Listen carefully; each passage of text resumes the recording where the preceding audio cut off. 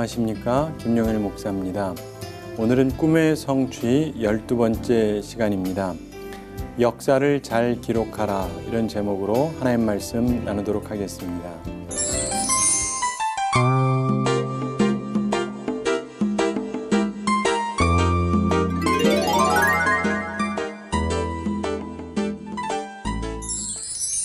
교회에 다니는 두 청년이 있었습니다. 근데 한 청년이 자기 고민을 이야기합니다.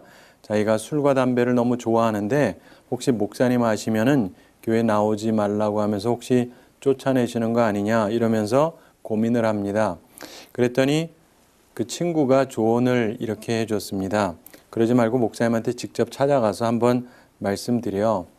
그랬더니 술, 담배 즐기는 청년이 펄쩍 뛰면서 그럽니다. 아니, 아실까 봐 걱정인데 그걸 어떻게 직접 말씀드리니 괜히 그 말 했다가 교회 나오지 말라고 그러시면 어떻게 하냐. 그랬더니 그 친구가 이렇게 얘기하더랍니다. 괜찮아. 사람들이 뭘 잘 몰라서 그러는데 목사님에게 교회에 다니면서 술, 담배 해도 되죠? 이러면 당연히 안 된다고 하시면서 화를 내시는데 그러지 말고 이렇게 물어봐야 돼. 목사님, 제가 술, 담배를 좋아해서 교회 나오기가 너무 부끄럽습니다.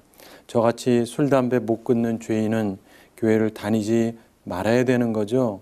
그러면 목사님께서 아이, 술, 담배 하더라도 교회는 나와야 돼. 교회는 죄인을 위해서 있는 곳이야. 이렇게 답하시거든. 그러니까 지혜롭게 물어야 돼. 이러더랍니다. 자, 나름대로 일리가 있는 이야기죠.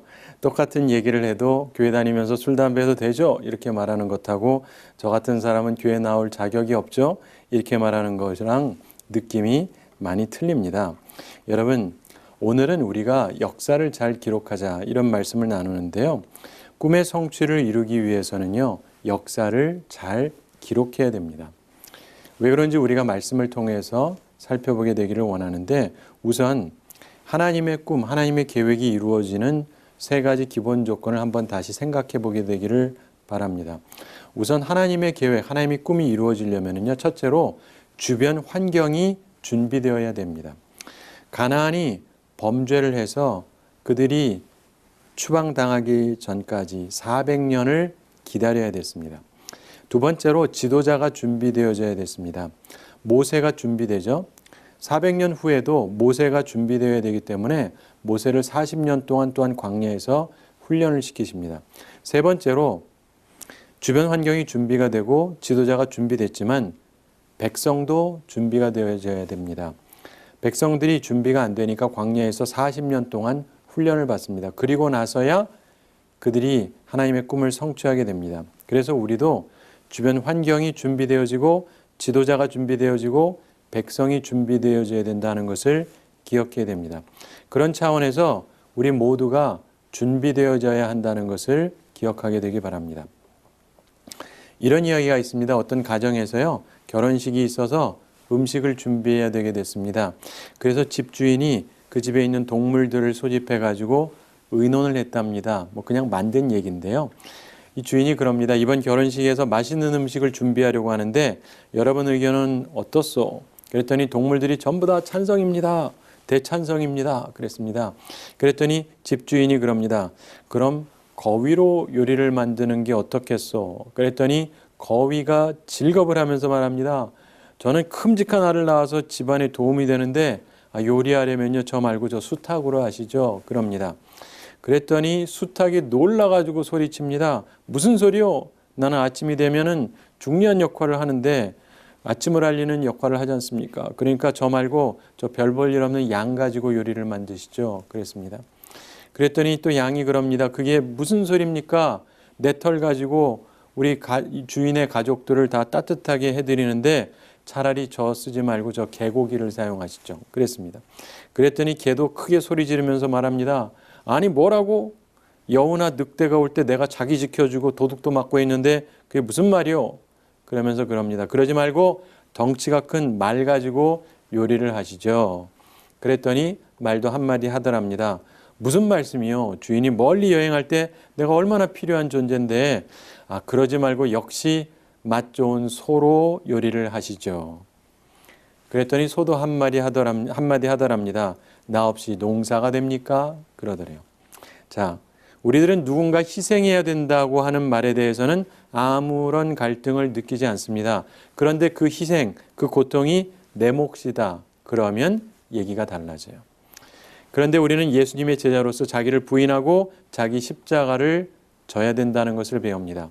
우리 모두가 준비가 되어져야 됩니다. 지도자도 그렇고 백성도 그렇고 다 준비가 되어져야 됩니다. 희생할 준비가 되어져야 돼요. 그래야 하나님의 계획, 꿈의 성취가 이루어집니다. 훌륭한 나라를 이룩할 수 있게 되는 거죠. 바라기는 자기 십자가를 질, 희생할 준비가 되는 우리 모두가 되기를 바랍니다. 그런 면에서 우리 믿는 사람들이 모범을 보일 수 있게 되기를 바랍니다.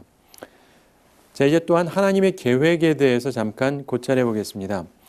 우선 하나님의 계획, 하나님의 꿈은요, 반드시 이루어진다. 이걸 기억하셔야 됩니다. 가나안 점령, 결국 꿈이 성취가 되었잖아요. 시간이 걸리긴 했지만 하나님의 계획은요, 반드시 성취가 됩니다. 이걸 기억하시기 바랍니다. 두 번째로 기억할 것은 하나님의 계획이 실행되는데 주어진 어떤 시간의 틀에 하나님께서 맞추시기보다는 준비가 되었을 때 하나님의 일을 이루신다는 것을 우리가 기억할 필요가 있습니다. 그래서 우리 흔히 크로노스랑 카이로스의 이야기를 하는데 헬라어로 시간을 뜻하는 말에 두 가지가 있죠. 자연스럽게 흘러가는 물리적인 시간, 1시, 2시, 3시, 4시 이렇게 가는 걸 크로노스라고 얘기합니다. 그런데 그거 말고 특별한 의미가 부여된 시간, 이거를 카이로스라 그러죠. 이 카이로스는 기회를 뜻하기도 합니다. 근데 하나님께서는 단순히 흘러가는 시간이라기보다 이 사건을 중시하시는 관념을 갖고 계시다는 걸 우리가 성경을 통해서 배우게 되는 것입니다. 그래서 종말이 언제 오느냐, 30년 후냐, 300년 후냐, 3000년 후냐, 우리는 이걸 중시하지만 하나님은 별로 그러신 것 같지 않습니다. 여러분 기억할 것은 우리에게도 하나님께서 이루시는 때, 그때에 우리가 그 사건을 이룩해야 되는데 중요한 것은 시간이 얼마만큼 됐느냐보다 그 사건을 충족시킬 수 있는 준비가 되어졌느냐, 내가 희생의 각오가 되어져 있느냐, 이게 훨씬 중요한 것입니다. 타이밍이 중요하고 절호의 기회가 중요한데 그것을 우리들이 붙잡을 수 있기 위해서 준비가 되어져야 하는 것입니다. 여러분 알래스카를 미국이 옛날에 러시아로부터 샀는데 지금으로부터 약 150년 전인 1867년 3월 30일에 러시아가 미국에게 알래스카를 팝니다. 그 땅 크기가 우리나라랑 비교하면 우리 남한 크기의 한 15배 정도 되고 우리 한반도 남북한 합친 땅 크기의 한 7배 정도에 해당이 됩니다. 상당히 크죠. 그런데 그 당시에 판매 가격이 720만 달러였습니다. 뭐 지금은 약 20배쯤의 가치가 있는 것인데 그래도 별로 많지 않은 돈입니다. 그래서 그 당시에 1에이커, 우리식으로 얘기하면 약 1200평, 그것을 단돈 2센트에 구매한 거예요. 우리식으로 얘기하면 한 20원 정도의 1000평을 샀다. 뭐 이런 얘기입니다.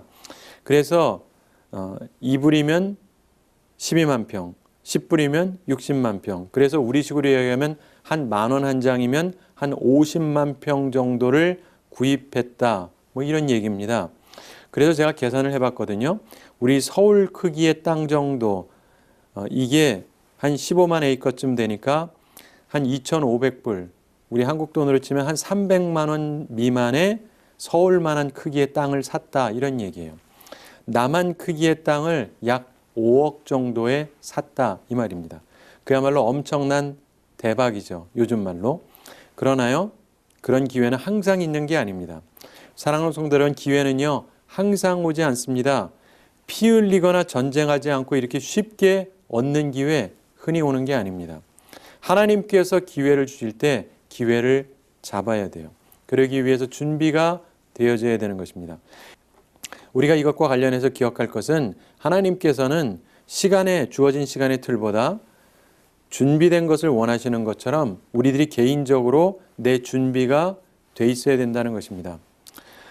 많은 사람들이 알래스카를 샀을 때 그것을 비웃는 사람들도 있었습니다. 몹쓸 땅을 샀다는 것이죠. 근데 오늘날에도 우리도 마찬가지입니다. 많은 사람들이 우리 인생에 살아가면서 그때 그거 내가 샀어야 되는데 이렇게 하는 사람들이 많습니다. 우리 시대에도요, 언제든지 이런저런 기회가 옵니다. 제가 지금 땅 투기하자 이런 말 하는 게 아니고 우리의 삶 속에서 기회가 올 때가 있어요. 그런 걸 위해서 준비된 사람만이 그 기회를 살릴 수가 있습니다. 그걸 생각하면서 여러분 인생에서요, 하나님의 꿈을 위해서 여러분 인생 투자를 잘 하시기 바랍니다.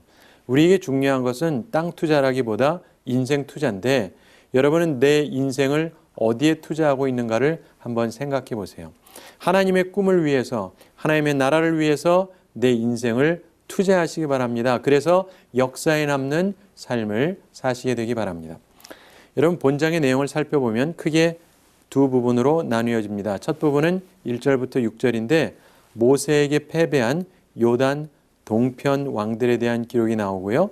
두 번째 부분은 7절부터 24절인데 여호수아에게 패배한 요단 서편 왕들에 대한 기록입니다. 이것은 앞으로 있게 될 땅 분배에 앞서서 간략한 역사를 설명하는 것입니다. 자, 역사를 통해서 무엇을 하려고 하는 거냐? 분쟁 없이 잘 나누기 위해서 이렇게 하는 것입니다. 여호수아와 그와 함께했던 사람들은요, 나눌 때에도 특별한 분쟁이 없었습니다. 좋은 모범이 됩니다. 여러분 사람이요, 생각보다 나눌 때 다툼이 생기기가 쉽습니다. 한 가정, 한 부모님을 두고 있던 형제들도요, 부모님이 돌아가시고 유산을 남겼을 때 싸우는 경우가 많잖아요. 하물며 한 민족이 서로 나누어서 자기 몫을 결정하는 순간입니다.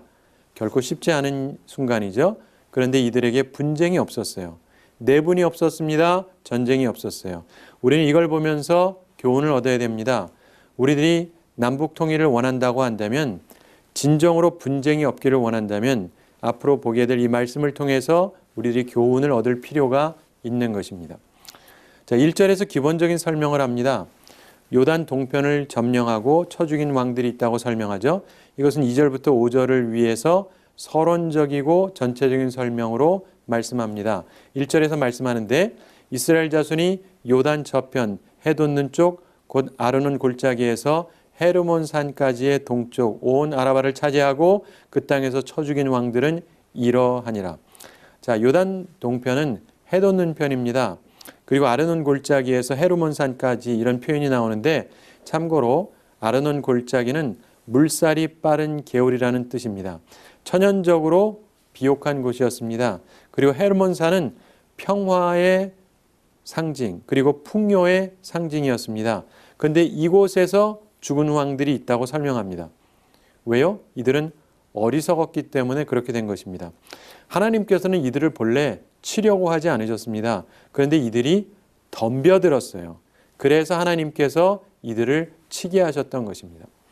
하나님의 일에 도움이 되지 않더라도 적어도 방해만 하지 않았어도 그들은 그대로 평안히 잘 살았을 겁니다. 그런데 이들이 어리석게 나서서 하나님의 백성하고 싸우다가 멸망하게 됩니다. 이것이 우리에게 교훈이 되어야 하는 것입니다. 2절과 3절에 보면 아모리 사람의 왕 시온의 멸망을 설명하고 또 4절과 5절에 보면 바산 왕 옥의 멸망에 대해서 설명합니다. 그리고 6절에서 모세와 이스라엘 자손이 그들을 치고 모세가 그 땅을 분배해 준 이야기가 나오고 있습니다. 여러분 역사의 기록, 역사의 이야기 이것을 왜 하느냐? 어떤 사람은요 과거사를 들춰서 갈등을 일으킵니다. 그런데 과거사 역사를 말할 때 오늘 우리는 유익한 일을 위해서 꺼내야 하는 것입니다. 이게 지혜예요. 온전한 분배를 위해서 이 역사를 온전하게 다룬 것입니다. 우리도 그렇게 해야 됩니다. 지혜롭게 역사를 다뤄야 되는 것이죠. 본문의 두 번째 부분은 여호수아에게 패배한 서편 왕들의 이야기가 나옵니다. 7절부터 24절에 쭉 나옵니다. 우선 7절과 8절에서 여호수아하고 이스라엘이 정복한 나라의 경계를 설명합니다. 7절을 근거로 보면 동쪽으로 요단강, 서편으로 지중해, 그리고 북쪽으로 레바논 가까운 바알갓에서부터 남쪽으로 세일, 즉 에돔 나라에 접한 할라까지의 땅을 점령한다. 이런 말씀이 나옵니다. 그리고 8절에서 여러 종류의 땅을 점령했다는 걸 설명하죠. 산지, 평지, 경사지, 광야. 진귀한 것들을 생산해내는 풍요한 땅이었습니다. 단지 모세의 예언대로 복음을 버림으로 나중에 저주의 놓여지게 됩니다. 그리고 특별히 보면은요, 여기에 6족속이 언급이 됩니다. 보통은 7족속인데 한 족속, 기르가스 족속에 대한 언급이 없습니다. 근데 성경에는 설명하고 있지 않는데 유대의 전설에 의하면 이스라엘과의 싸움을 피해서 이들은 아프리카로 갔다, 이런 말이 있습니다. 만약 그랬다면 지혜로운 거죠. 적어도 그들이 싸우지 않아서 살 수 있었으니까요. 9절부터 24절을 보면 정복된 왕들의 명단이 쭉 나옵니다. 31명의 왕이 열거됩니다. 기록을 보면 아마 정복되었던 순서를 따라서 기록한 것 같습니다. 9절에서 하나는 여리고 왕이요, 하나는 베델 곁에 아이 왕이요, 이렇게 말씀하죠. 우리가 잘 아는 대로 여리고와 아이성의 이야기가 제일 먼저 나오고 있습니다. 그리고 남부 동맹, 그리고 그 다음 북부 동맹으로 이야기가 나옵니다. 여리고하고 아이는 베냐민 지파에게 주어집니다. 예루살렘, 막게다, 베델, 길갈 이런 데를 포함해서 얻고, 그 다음에는 유다 지파가 얻습니다. 예루살렘의 일부, 헤브론, 야르뭇을 포함해서 8나라를 얻습니다. 그리고 10절과 그 이후에 나오는 내용이 거기 나오는데 시간상 그냥 간략하게 설명합니다. 그리고 마지막 절 24절을 보시면 하나는 디르사 왕이라 모두 31왕이었더라. 이 31명의 왕이 소유했던 땅을 결국 9지파 반이 얻게 되는 것입니다. 2지파하고 절반 지파는 요단강 동편에서 이미 얻었고요. 자, 우리는 이 말씀을 보면서 말씀을 이제 정리하는데 가나안 땅 점령에 관해서 기억할 첫째 중요한 교훈은 말씀대로 되었다는 것입니다. 하나님이 말씀하신 대로 결국 이루어집니다. 우리는 항상 그것을 기억해야 됩니다. 우리는 이 세상을 살면서 이 세상에 다양한 변화가 존재한다는 것을 잘 압니다. 그래서 우리가 때로는 시기를 알 수는 없을 수도 있어요. 그러나 한 가지 분명한 것은 시기는 정확히 잘 모른다 할지라도 항상 하나님의 뜻은 이루어진다, 이것을 기억하셔야 됩니다. 우리가 항상 하나님의 말씀을 믿고 하나님의 뜻대로 살아가는 하나님의 사람들이 다 되기를 바랍니다. 두 번째로 가나안 점령에 대해서 우리가 배울 것은 모세가 한 것이 있고 여호수아가 한 것이 있다는 것입니다. 자, 이스라엘이 다양한 지역을 점령했습니다. 그러면서 패자들의 명단이 언급되고 있는데 개인적으로 도왔던 사람, 그 여리고에 있었던 라합 같은 사람, 그리고 투항한 족속, 기브온 족속, 이런 사람들은 하나님의 허용으로 구원을 얻습니다. 그러나 대부분의 다른 사람들은 하나님의 사람과 백성을 대적하다가 죽임을 당합니다. 그리고 어떤 족속은 좀 전에 말씀드린 대로 전설에 의하면 스스로 그것을 떠나서 죽음을 면합니다. 그런데 결국 그 일을 하는데 하나님의 종들이 그 일을 앞서서 합니다. 그런데 그걸 생각하면서 우리가 하나님께 대적하지 말아야 된다는 것을 배웁니다. 하나님께 대적하면 그 최후는 저주와 죽음뿐이기 때문에 그렇습니다. 그런데 그 하나님의 일을 할 때 하나님의 종이었던 모세가 한 일이 있고 또한 여호수아가 했던 일이 있습니다. 각각 이룩한 일이 있습니다. 마찬가지로 우리도 우리 부모님 세대가 하는 일이 있고 내가 할 일이 있고 내 후손 때가 할 일이 있는 것처럼 우리 각자 우리가 할 일이 있습니다.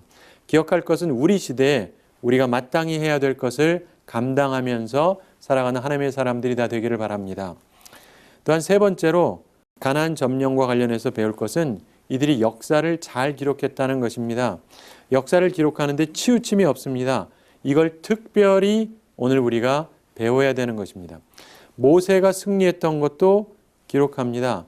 그건 분명히 과거사예요. 근데 그것도 제대로 보고 인정할 사람을 인정합니다.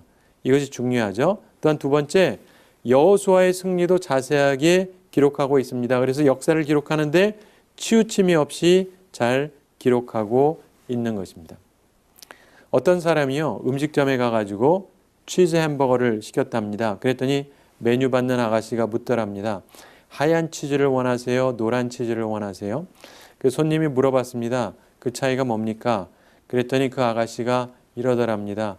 그야 색깔이 다르죠. 웃자는 말인데 사실은 색깔만 다른 게 아니죠. 여러분, 우리 살아가면서 보면은 역사를 기록할 때 중요한 것은 치우침이 없어야 된다는 것입니다. 서로 인정할 것을 인정해 줘야 되는 것이죠. 그런데 이스라엘은 역사를 치우치지 않고 잘 기록합니다. 우리도 배우면 좋겠습니다.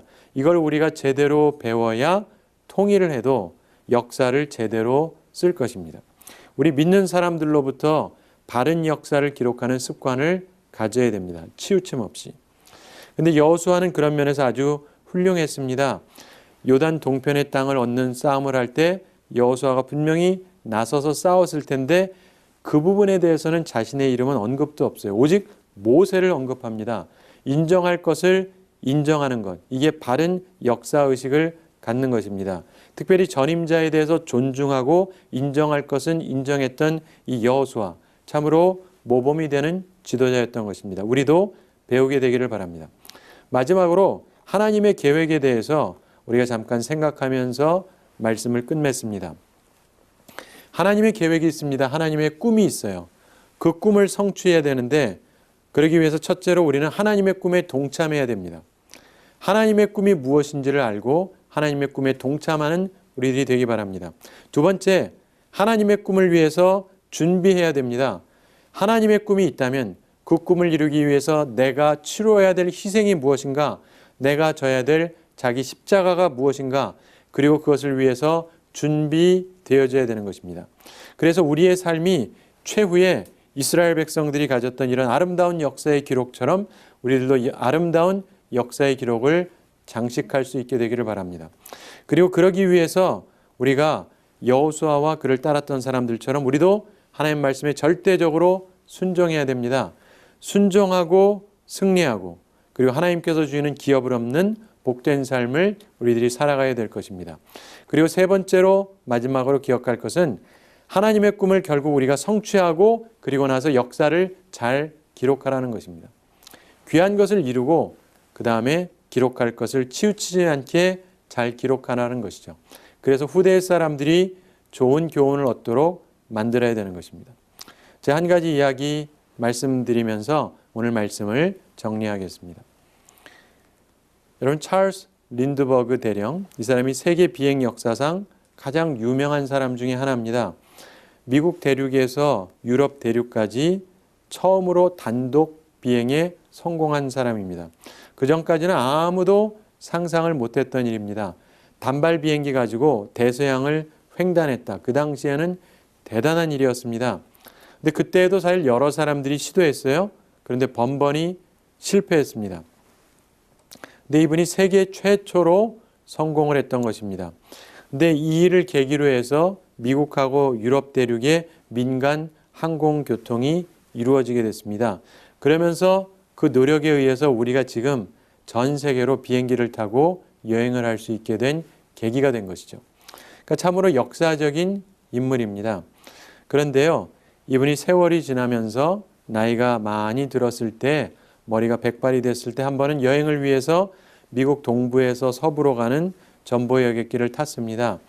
근데 비행기가 이륙하기 전에 항상 이 안전벨트를 매라 그러잖아요.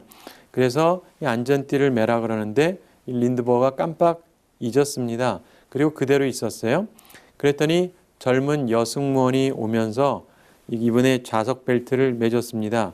그러면서 평생 비행으로 지냈던 이 비행기의 대가에게 이 젊은 아가씨가 이렇게 물어봤다 그럽니다.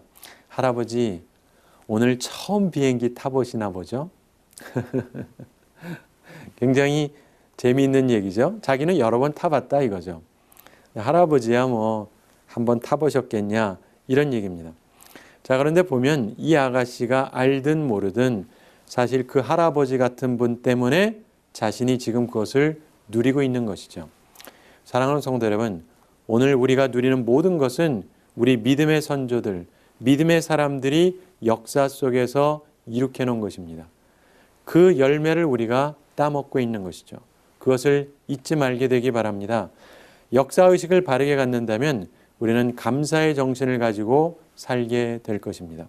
또한 내가 오늘 이루는 꿈의 성취가 내 후손 그리고 미래 사람들에게 열매로 전달된다는 것을 우리는 기억해야 됩니다.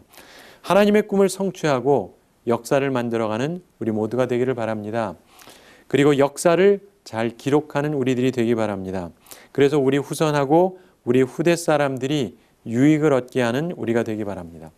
그리고 역사의식을 가지고 감사하며 살게 하는 우리가 되기 바랍니다. 사랑하는 성도 여러분, 하나님과 더불어서 아름다운 역사를 만들어가고 역사를 기록하고 꿈의 성취를 이루는 우리 모두가 되기를 우리 주님의 이름으로 축원합니다. 우리 한 주 동안 지내시면서도 꿈의 성취를 이루면서 역사를 잘 기록하고 그래서 우리 후대를 위해서 아름다운 역사를 이 시간 살아가고 기록으로 남기는 우리 모두가 되기를 바랍니다. 감사합니다.